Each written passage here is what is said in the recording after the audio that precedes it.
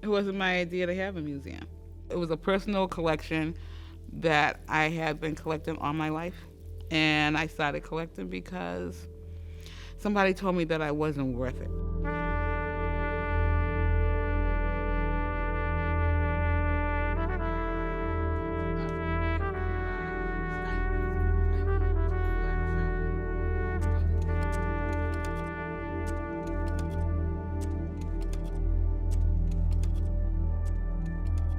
My grandmother was a maid um, for important people. As a kid, I would sit in the corner in the kitchen and wipe down the silverware. One of my first dolls that I had was a white doll that my grandmother took apart. She would put it in a pot and she would put red dye in the pot, black dye, and she would dye it black. And that's how that's how I got my first black doll.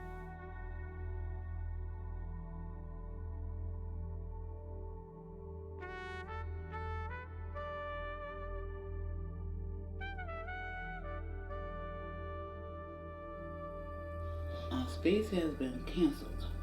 It's the insurance. We don't have space. We don't need insurance. Poor life.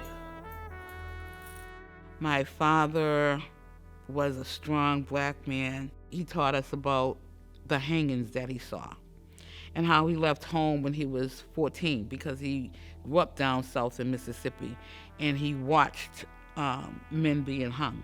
And so he ran because of the discrimination and the racism that was down south. I moved into Dorchester in 1962. And I was petrified because I was going to be the first black kid in this all-white Irish school. This teacher put me in the back of the class, and whenever I went to go ask a question and I would raise my hand, he would walk down the aisles and say, "Monkeys can't learn. You're always going to be a maid. You can only be a maid. There's no point in you learning." I was in the 3rd grade. I knew he was wrong. I knew I was smart and I could learn anything. So I would study so that if he ever asked me a question, I would have the answer. I came home crying because I think this teacher had one day just worked my nerves. And my grandmother is saying to me, "You're not supposed to let people get to you like that. You're supposed to know where you come from." And she grabs this bottle and she takes these seeds, this rice, these seeds, and she's filling it up. And she's telling me about this girl in Africa that was supposed to become this princess. These slave traders had came from Europe and they had snatched her. She's telling me this whole history. And she's telling me about this little girl that was going to become this princess and that they could not break her because she knew who she was.